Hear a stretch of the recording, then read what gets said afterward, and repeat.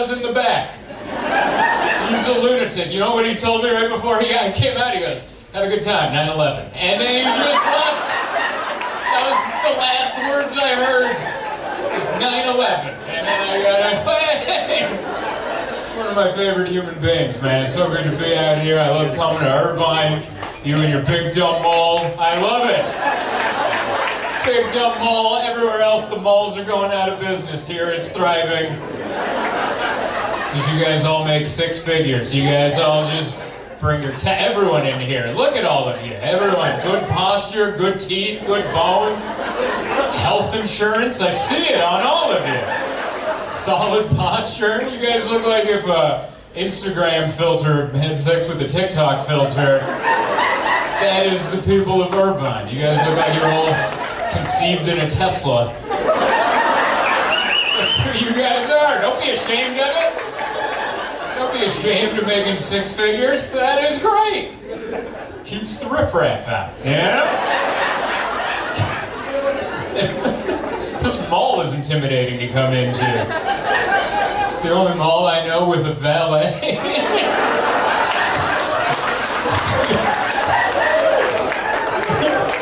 By the way, I love the people that aren't laughing right now. They're like, what is the matter with valet? At the shopping mall, what am I supposed to do? Park on the 5th floor of a parking structure and take a picture of the floor and aisle that I parked on? And then save enough battery so I can get back to my vehicle? Or am I gonna get a valet? I'm not picking on you, but it's good to be here, man. It's nice. I love it, man. It's a good vibe up here. We're living life. We're doing it. Doesn't it feel like it's almost over? Doesn't it? It feels like life, the world. I mean, it's close, doesn't it? Global warming, there's a drought, there's still a virus lingering around. Earth feels like a restaurant that's trying to close and humanity's that last table in the corner that just isn't getting the hint. Why is everyone vacuuming? Why are the house lights on? I think it might be over. COVID's still around, but we don't care, which is great, and I'm all for it. I think COVID was like America's stepdad. I think that's what it was. I don't know what your family life was, but I had a couple stepdads growing up. COVID reminded me of the stepdad. He comes in, makes a bunch of rules that weren't there before.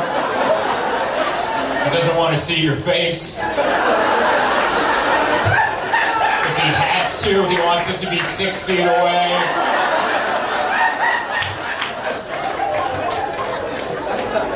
So he prefers it, you know? But now COVID is like that stepdad that's slowly breaking up with your mom.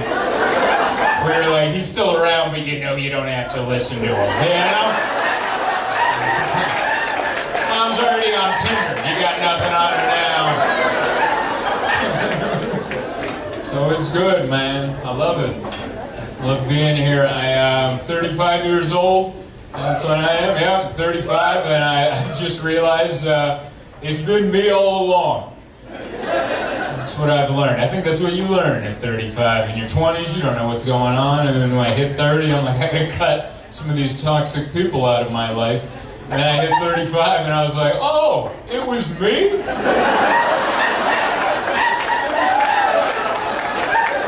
It was me the entire time? Damn it! I thought it was David. I haven't talked to David in 5 years. And I learned it was me. That's a bummer to find out it was you, man. That's what it's like. I go to therapy. That's what I do. I go to therapy. The journey of self-discovery. You know what you never self-discover? Anything good. No one's ever gone to therapy and then they came home and they're like, I'm great at math.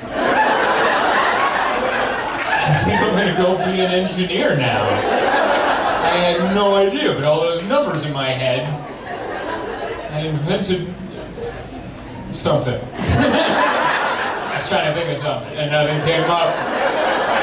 That's what that pause was. But yeah, I started going to therapy when I made the realization that this is what I'm doing right now. This is how I feel comfortable sharing my thoughts and feelings. This is how I prefer to do it. I prefer to be elevated and illuminated and amplified. And I like it to be frowned upon for you to interrupt me. That's what I learned. And once I learned that, I'm like, I gotta run this by somebody. Because that can't be healthy, right? That sounds like the makings of a narcissist. So I started going to therapy, you know. I like going to therapy. It's weird. Like, I don't have health insurance, but I go see a brain doctor. You know, my mind's taking care of my body. I just got an Apple Watch. That's what I got. It has a heart rate monitor, and I click on that. I'm like, yeah, we're still kicking. All right. We're doing just fine, you know. But I go to therapy, and I try to mix in some medical questions during therapy. Because she's the closest I have to a physician, you know? I know she's not an official doctor, but she might have met one in college. So I just try to mix in some medical questions, like, sometimes when I urinate, my left testicle hurts. And she's like, how do you feel about that? Insecure, I think that's how I'd label that feeling. Self-conscious, I don't know. I always think I have some other thing that I don't actually have. Like, I asked her if I have schizophrenia, and she's like, I don't think so. She's like, why do you think you have schizophrenia? And I'm like, sometimes there's a voice in my head. And she's like, oh yeah? Who is it? And I'm like, it's me. She's like, that's perfectly fine. What do you guys talk about? Jokes, mainly. Mainly just running bits. And she's like, it's perfectly fine. And it made me wonder, I wonder if there's like a positive schizophrenia. You ever wondered that? You only hear about the negative schizophrenia. What if there was a positive schizophrenia? How great would that be? You're just walking down the street and a voice you don't recognize is like, hey, you're doing great. Hey, I'm not getting medication for that one. Or hold on to that one. Who couldn't use that little pep talk every once in a while? I like it. I like going to therapy. We talk about all sorts of things. We talk about depression. I think there's different levels of depression. I have what I like to call a healthy level of depression. You know, just enough to keep me humble and likable. You know, just a regular guy. You ever meet someone who could use a little depression? You know what I mean? Those obnoxiously positive people. Like, every day's an opportunity. And you're like, he could use a dash. He could use a pinch of depression. He could use a little dry rub of depression, you know. Nothing major. He could use a parking ticket on a rainy day. Just something to bring him down. I have a healthy level of depression. Like, I would never kill myself, but I would like to die naturally soon. I think that's just being human. Like, I would never do it, but can we pick a day? Tell me where to be, you know? I feel like some of you get it, some of you don't. Like, I get it, Irvine's a happy place. You're like, what? Here's another example. Like, if I'm on a plane and it's going down, I'll scream, but I'm not going to be the loudest. You know what I mean? I'll scream loud enough so no one around me gets suspicious. About the reason it's going down. I'm not going to be dramatic about it. I'll give it a healthy, we're all taking it down. That's where it's at, man. Working on it, working on being better. I don't know. I was just always taught to keep my thoughts and feelings inside. That's what I'm trying to work on now, just to share my thoughts and feelings off stage. For some reason, up here, I'll tell you about my life. You know where I'm uncomfortable? Everywhere else. Like if I'm walking down the aisle of a grocery store and someone walks at me and we have to do this thing for half a second, I'd rather be lit on fire, alright? I'd rather do this than have to do that ever. It's just uncomfortable. Yeah, I'm trying to get comfortable sharing my feelings off stage. Because I was raised that your thoughts and feelings are meant to be kept in your heart. Don't let them out. Because what happens if you let them out? Next thing you know, you're storming the Capitol.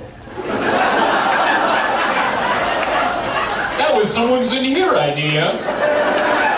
And it slipped out.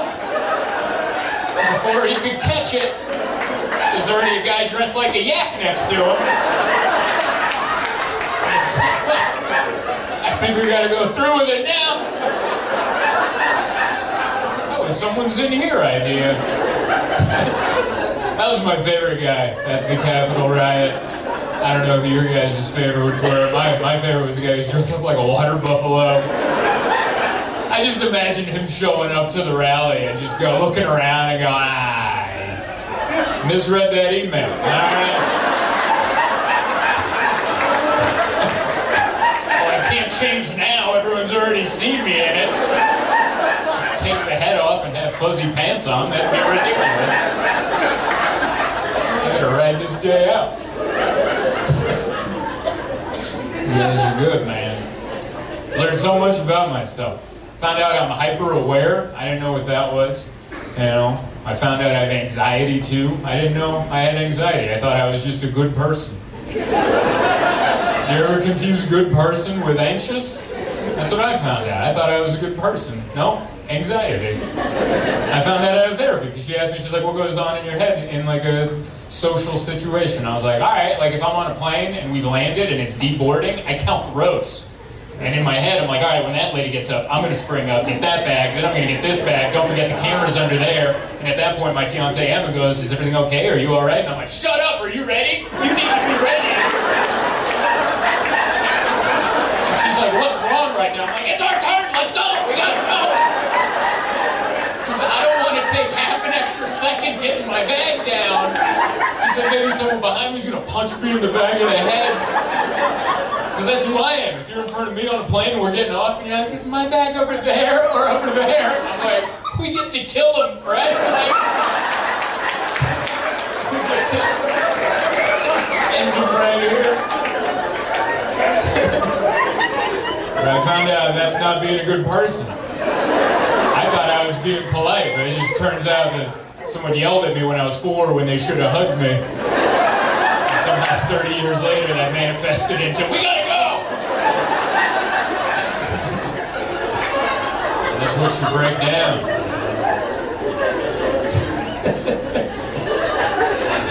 Hyper-aware too, I learned that. Hyper-aware. It means I'm always aware of what's going on.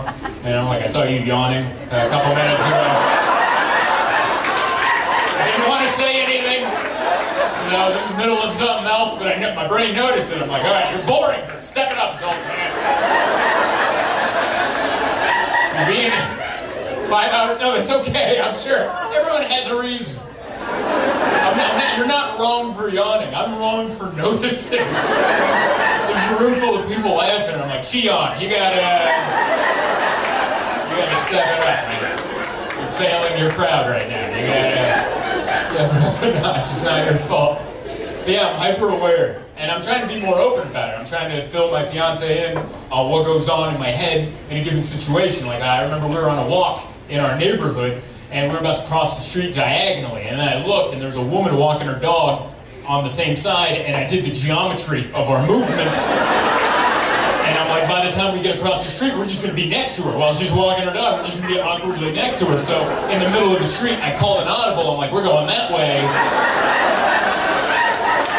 And as we were walking that way, I realized we're headed straight towards the front of a cafe where there's 2 dudes sitting just having lunch. And I'm like, I looked at that, I'm like, we're just going to end up right in front of them. Like, what happens? We're going to be right there. What if they look up? I got to say something. And I'm just going to look at them and go, the weather. And Emma saw my eyes darting around, probably saw numbers flowing out of my ears. And she's like, what's going on right now? And like an idiot, I told her. And she goes, oh my God, you're a lunatic. And you don't think of these things? And she's like, never. Dang. So yeah, I'm working on it though, you know? Into therapy. If you guys have never been to therapy, when you first go, the first thing they tell you is, hey, whatever you say in this room stays in this room. And I remember hearing that going, not if I was a therapist. Like, how do you listen to all that juicy gossip and go home to your family and go,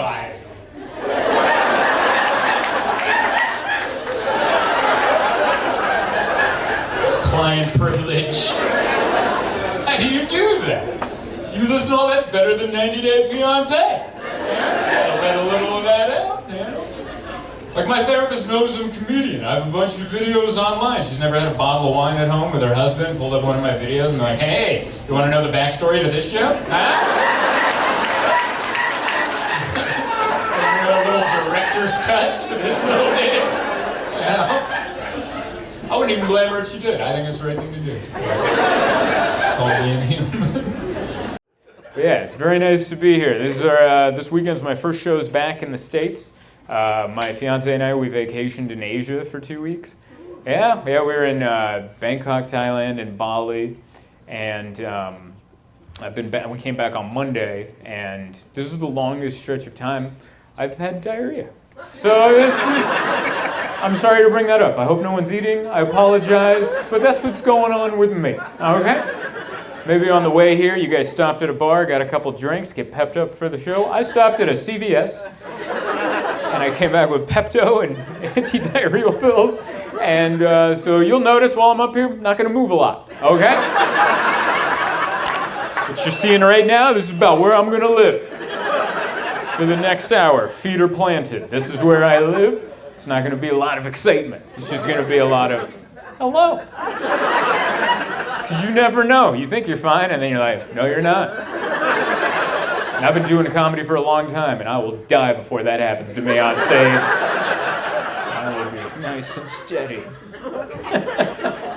I was so sad that I got sick out there in Thailand because I ate all the food. I wanted to be like Anthony Bourdain. I don't think he was really there.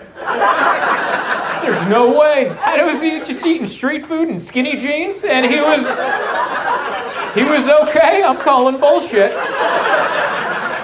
I did that one day, 2 weeks, done. Here we are on week 3, and I'm like, really? Yeah, someone just made a fart noise. That is a 10 o'clock show right there.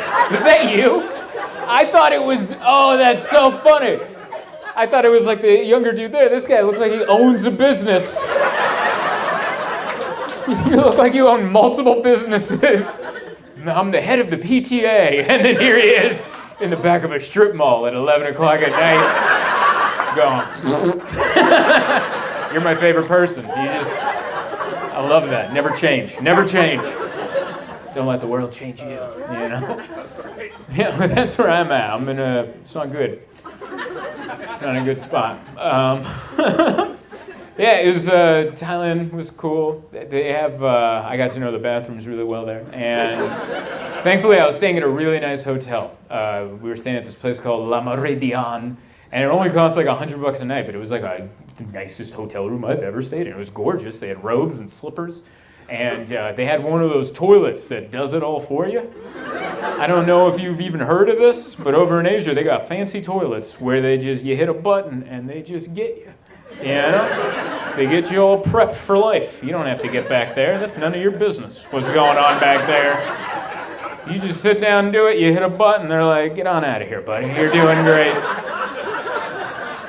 And it's a little intimidating, okay? Because I didn't know that's what I was getting into. I sat down, and then I looked on the wall, and there's all these buttons with pictures that let you know what's going to go on back there if you hit this button. So now, naturally, I'm a human, so like I'm like curious, but also afraid at the same time, because you're like, oh, what if I love it? Like,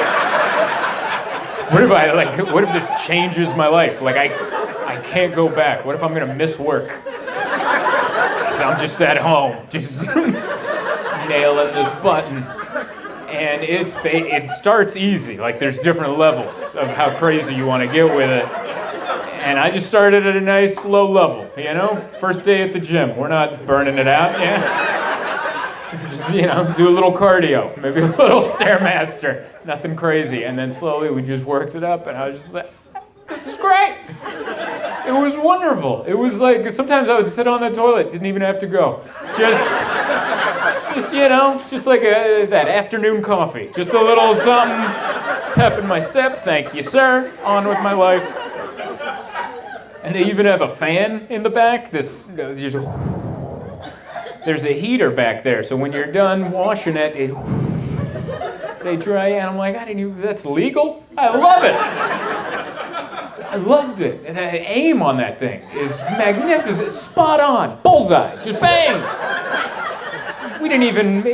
This thing doesn't even know my name. And it knew me for a minute. And he's like, there you are. And you're like, wow, who came up with that? That was an engineer. Someone went to school for a long time, and they used all that knowledge on, yep, there it is. What a hero. What a hero that person is, whoever invented that toilet. Because not only did they have the idea, not only did they have the science to put it together, but then they had to get investment money. That means someone walked into a Shark Tank situation with a prototype that was probably just a toilet seat with a water gun and a hairdryer glued to it. All right, Mark Cuban, take your pants off. We're about to make $1 billion. That's what you came here for, you guys. Highbrow comedy. Toilets. Sorry, that was my life. I share. Yeah.